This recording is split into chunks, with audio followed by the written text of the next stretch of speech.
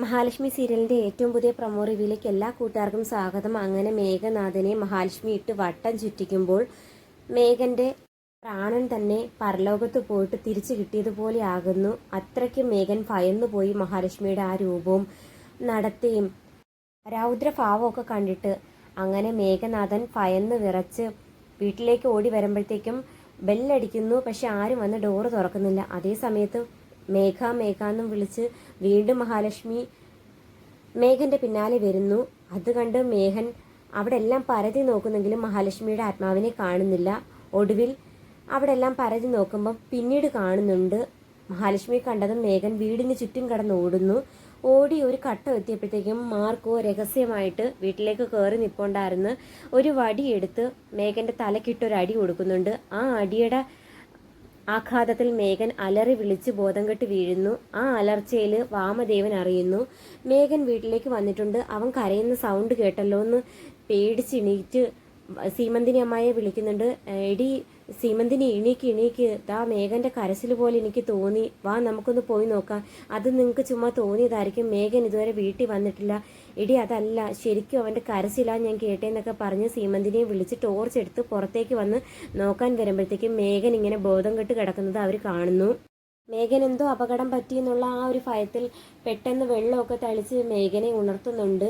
അങ്ങനെ മേഘന്റെ തലയിലെ മുറിവ് കണ്ട് അവർ ചോദിക്കുന്നുണ്ട്, നിനക്ക് എന്ത് പറ്റി? നിന്നെ ആരെങ്കിലും തല്ലിയതാണോ? എന്നെ ആരും തല്ലിയതല്ല, മഹാലക്ഷ്മിയുടെ പ്രേതം എന്നെ ഓട്ടിച്ചതാണ്. ഞാൻ ഈ പറമ്പിൽ മുഴുവനും ഓടിക്കൊണ്ടേയിരിക്കുമായിരുന്നു.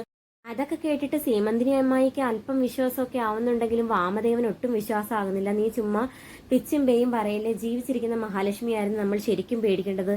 ആ കണ്ണനെ ഉപയോഗിച്ച് അവൾ എന്തും നടത്തിക്കൂട്ടാൻ മടിക്കില്ലായിരുന്നു. പക്ഷെ മരിച്ചുപോയ മഹാലക്ഷ്മിയെ നമ്മൾ എന്തിനു പേടിക്കുന്നു?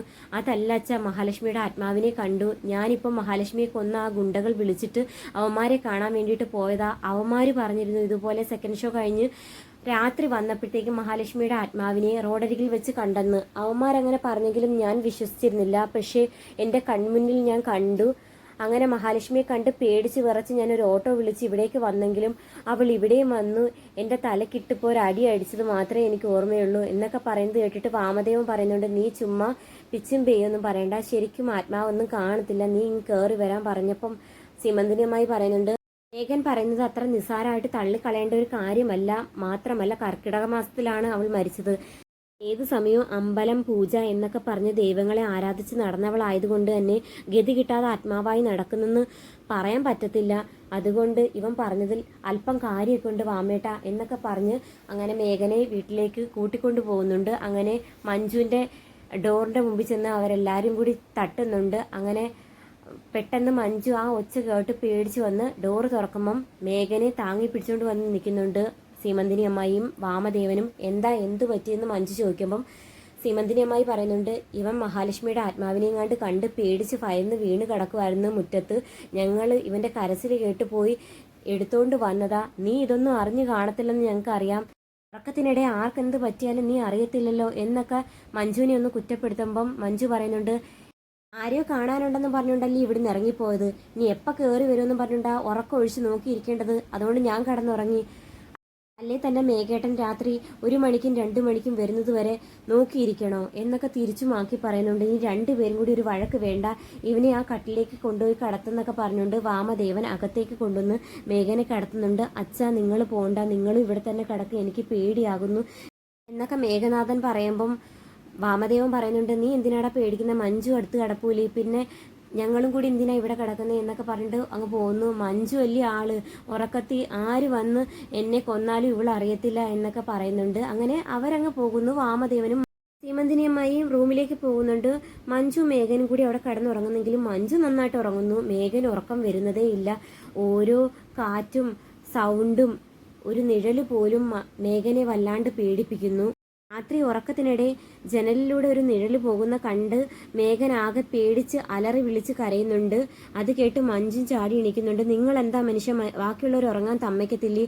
ഇതെന്തൊരു കഷ്ടാ, നീ പോടി, മഹാലക്ഷ്മിയുടെ ആത്മാവ് ദോ അതുവഴി പോകുന്ന ഞാൻ കണ്ടു എന്നൊക്കെ പറയുമ്പോൾ നിങ്ങൾക്ക് ചുമ്മാ തോന്നുന്നതാ, ഒന്ന് ഇറങ്ങി പോകുന്നുണ്ട്, എനിക്കൊന്ന് കിടന്ന് ഉറങ്ങണമെന്ന് മഞ്ജു ചൂടായി പറയുന്നത് കേട്ടിട്ട് മേഘനാണെങ്കിൽ റൂമിൽ നിന്ന് പുറത്ത് വാമദേവന്റെ റൂമിലേക്ക് വന്ന് തട്ടി വിളിക്കുന്നുണ്ട്. അങ്ങനെ സീമന്തിനിയമ്മായി വാമനോട് പറയുന്നുണ്ട്, ദേ ആരോ വന്ന് ഡോറ് തട്ടുന്നു, ഇനി മഹാലക്ഷ്മിയുടെ ആത്മാവും കാണാന്നോ, നീ ഒന്ന് പോടി, മനുഷ്യനെ പറഞ്ഞ് പേടിപ്പിക്കാതെ.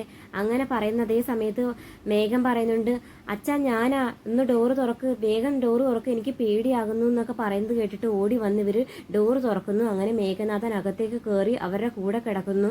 എന്നിട്ട് പറയുന്നുണ്ട്, ജീവിച്ചിരിക്കുന്ന മഹാലക്ഷ്മിക്കായും മരിച്ച മഹാലക്ഷ്മിയാണല്ലോ പേടിക്കേണ്ടത്, അവൾ മിക്കവാറും എന്നെ കൊല്ലുമെന്നാണ് എനിക്ക് തോന്നുന്നേ എന്നൊക്കെ പറഞ്ഞ് വിഷമിക്കുന്ന സമയത്ത് സീമന്തിനിയമ്മയും വാമദേവനും കൂടി ആശ്വസിപ്പിക്കുന്നു. അതേസമയം മേഘനിട്ട് നല്ലൊരു പണി കൊടുത്തതിന് ശേഷം ആനന്ദവും മാർക്കോയും മഹാലക്ഷ്മിയും കൂടെ തോമസ് വൈദ്യരുടെ ഹോസ്പിറ്റലിൽ പോകുന്നുണ്ട് കണ്ണനെ കാണാനായിട്ട്. എന്നിട്ട് നടന്ന കാര്യങ്ങളെല്ലാം വിവരിച്ചു പറഞ്ഞ് അവരെല്ലാം സന്തോഷിക്കുന്നു. അതേസമയം കണ്ണൻ പറയുന്നുണ്ട്, കുറച്ച് ദിവസം കൂടി ഈ നാടകം ഈ രൂപത്തിൽ പോയാൽ എന്താന്നാ എനിക്ക് തോന്നുന്നത്, അത്രയേറെ നമ്മളെ ദ്രോഹിച്ചിട്ടില്ലേ അവരെന്നൊക്കെ പറയുന്ന സമയത്ത് മാർക്കോയും പറയുന്നു, അത് വേണം സാറേ, ഇപ്പം മേഘന് മാത്രമേ ഒരു തിരിച്ചടി കൊടുത്തിട്ടുള്ളൂ, ഇനി സാറിന്റെ രണ്ടാനമ്മയ്ക്കും മഹാലക്ഷ്മിയുടെ രണ്ടാനച്ഛനും അങ്ങനെ പലരും പേടിക്കാനുണ്ട് എന്നൊക്കെ പറയുന്നുണ്ട്. അങ്ങനെ മാർക്കോയും ലോപ്പസും സാഗറും കൂടി ചില പ്ലാനൊക്കെ തയ്യാറാക്കുന്നതായിട്ട് കാണിക്കുന്നു. അതേസമയം മഹാലക്ഷ്മി കണ്ണനോട് പറയുന്നുണ്ട്, ഈ നാടകത്തിന് ഒരു സൂപ്പർ ക്ലൈമാക്സ് ഉണ്ട്, അതും തയ്യാറാക്കിയിരിക്കുന്നത് മറ്റാരുമല്ല നമ്മുടെ മാർക്കോ തന്നെയാണ്. അങ്ങനെ സന്തോഷിച്ച് നിൽക്കുന്ന ആ ഒരു നിമിഷമൊക്കെ കാണിക്കുന്നു. അപ്പം വീഡിയോ ഇഷ്ടമായാൽ തീർച്ചയായിട്ടും സപ്പോർട്ട് ചെയ്യാനും ഹൈപ്പ് ചെയ്യാനും മറക്കല്ലേ.